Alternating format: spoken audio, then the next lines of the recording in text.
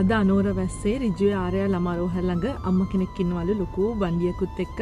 ඉතින් මගේ පොදු ප්‍රවාහන සේවය අපි යෙදියත් කරා. ඉතින් මගේ රියදුරු මහත්මයා ගිහිල්ලා කතා කළා තිනෝ අම්මට නගින්න ගෙදරට ඇරලවන්නම් කියලා. ඉතින් ඒ අම්මා බය වෙලා තිනවා. මොකද මේ ගැන දැනුවත් වෙලා නැති නිසා තාම ඒක සාමාන්‍යයි. අපි කාන්තාවන් විදිහට අපිට බය හිතෙනවා. ඒ නිසා මගෙන් වෙන්න ඕන සේවාව මම මේ වෙන විට කරලා ඉවරයි. ඉතින් දැන් තියෙන්නේ ඔබෙන් වෙන්න ඕන යුතුයකම ඉටු කරන්න.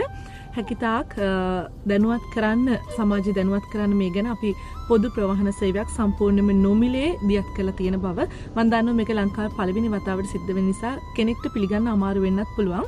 නමුත් ඊටාම විශ්වසනීය විදිහට ඔබට මේ සේවාව සපයන්න මම බැඳිලා ඉන්නවා. ඉතින් ලක්ෂ ගාණක් වියදම් කළා හැම රුපියලක්ම දාඩි මහන්සියෙන් හම්බ කරපු සල්ලි මේ කරන්නේ කිසිම දෙයක් ලාභ ප්‍රයෝජනයක් ගන්න නෙමෙයි. අනේ බය වෙන්න එපා. දේශපාලනයේ තියා කිසිම දෙයකට හිතක්වත් නැහැ. මොකද මම දේශපාලනයට සම්බන්ධ කෙනෙක්වත් ආශ්‍රය කරන්නේ මට ලබා ගන්න දෙයක් නැහැ මේකෙන්. හැබැයි එක දෙයක් ලැබෙනවා.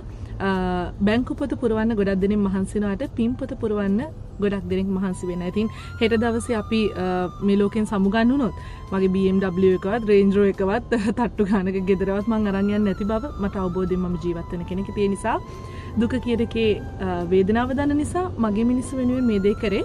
ඉතින් මේකේ ප්‍රයෝජනෙ ගන්න නම් ඔබ දැනුවත් කළ යුතුයි. එක්කෙනෙක්ව හරි ඔයාට දැනුවත් කරන්න පුළුවන් නම් එක දවසකට හරි ආසූ පහසුව ගෙදරට ඇරලවන්න පුළුවන් වුණා කියන්නේ ඒ පිනේ ඔබත් කොටස්කාරයි.